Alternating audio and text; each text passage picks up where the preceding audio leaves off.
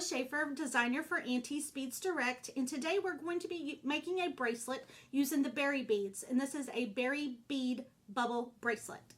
Okay, the supplies that you'll need for this bracelet, it took about 12 grams or more or less of the berry bead, and this is a MIYUKI bead, and what it is it's a little bead that is almost shaped like a peanut, and it has a hole in the center of it at the narrow center.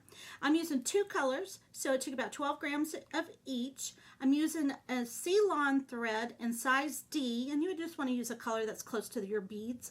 You will also need a shank button, and I'm using this Tiara Cast Valley flower button. Also some Thread Heaven or Beeswax to condition your thread, and of course you'll need a needle. You'll need a pair of scissors to cut the C-Lon, and I'm going to be using a thread burner to get rid of my tails and my ends to make them nice and clean. I also have a couple of samples of other color combinations that I can show you after we get through the bracelet. Then we'll get started and show you how this works. The first thing we're going to do is condition our C-Lon. I've cut off,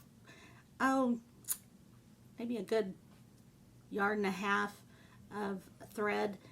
And you want to work with something that you're comfortable with working, and you're going to have to tie in. I'm sorry, the dreaded tie-in, but sometimes that's what I gotta do. Can't work with it too long.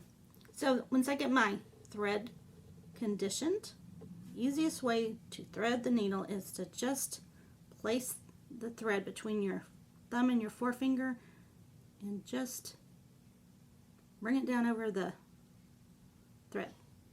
And voila. Now we've got our needle threaded, and we'll be ready to start. Now this is a right angle weave, so the first thing we're going to do is start off with 4 of our berry beads, and I'm picking up the alternating colors.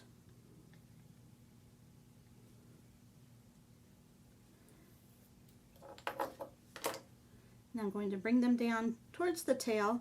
And leave yourself a little tail. And I'm going to tie this in a knot and make a circle out of these beads.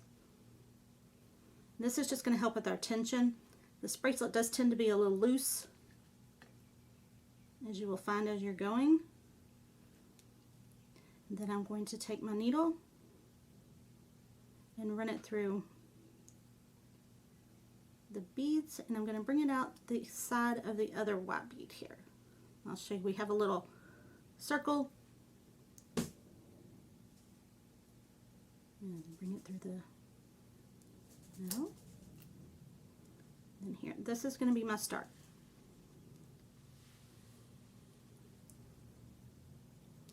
So I've got a little circle, or almost a little cube here of 4 beads. And then what we're going to do is want to look at this as a clock. So you've got 12, 3, 6, and 9. So you want to build off in a right angle weave. You're going to build off of one of these beads right here. So then we're going to add 3 beads to our thread here. So I'm coming out of the white, so I want to pick up a black, the white, and then the black. And I'm going to run it back through. So this 12 o'clock bead, looking at it from my direction, will now become the 6 o'clock. See how we've got the little circle and we're building on that? So again, coming out the white bead. No, I'm not coming out the white bead. Actually, I'm coming out of the black. So we want to run our needle through the top bead, which in this case is white. We're going to do this again. We're going to pick up 3 more beads. And this is how we build the bracelet. We're going to do this in 1 strand before we build the next row. Actually, it becomes a row. And again, I'm going to take my needle, go up through the black bead, and then through the white. And you want this to be the length, so we're using a button closure, so you want it to be pretty close to the length that you want to wear your bracelet. And for instance, I'm going to do 7 inches of this beaded section. When I add my button, that's going to add the other ½ inch for the length. So you just continue this until you get up to about 7 inches, just building on to this strand with 3 beads at a time.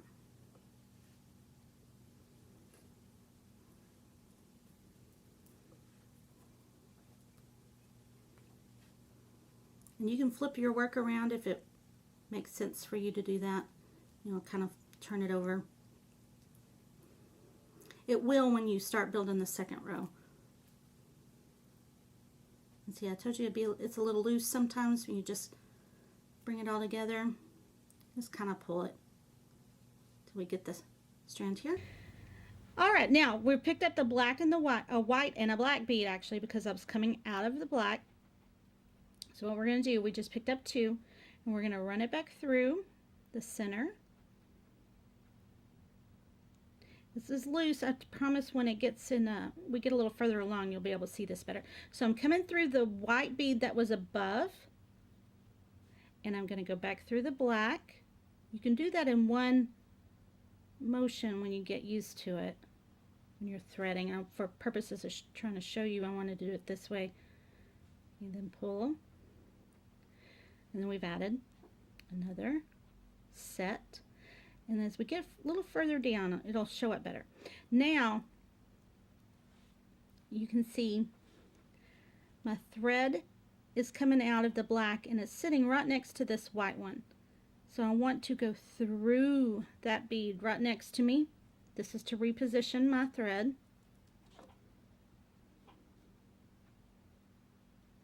And I'm tangled up here. Hang on. There we go. And then again, we're going to pick up 2 beads. We're going to pick up black and a white one.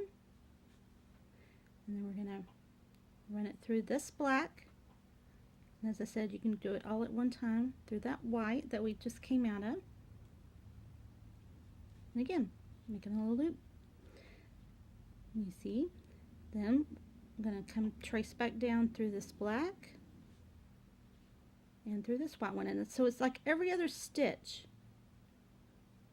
You're going to come through and come back around. And now my thread is pointing at this bead right here. So I'm going to run it through that black bead. That's the bead below, and we're again repositioning the thread. And I'm going to pick up a white and a black. Now you're going to do this for the width of the bracelet that you want, and my bracelet sample was 5 rows or 6 rows. I guess it's really 5 rows, but I'll show you how I count that. And back through the bead below, back across. This is just to complete the circle. So we want to know how many rows to make. You can count your center 1, 2, 3, 4, 5, or the outer ones 1, 2, 3, 4, 5, 6. So it's really about five rows. So I'm going to leave you here with just building on to make 5 rows wide. And again, you'll turn your corner and start your new row with 3 beads and then work your 2. And I did want to show you some other combinations. I'm using a matte white and a shiny black. You can also do the reverse with a shiny white and a matte black, or the pretty pearl combination. I'm also using the pearl and the pink pearl or rose pearl here. I'll have the color numbers on the list for you. But this really kind of makes a neat little pattern with 2 different colors, and I also did it with this one, and this was a hematite and a celery sparkle, I think, which you wouldn't think would come out to be cool, but it is pretty neat. So once you get your 5 rows done, we will show you how to end it and add our button and our button loop. And you can find the seed beads on Auntie's Beads direct in tubes or small bags of 50, or you can buy them directly with seed beads direct in factory packs only.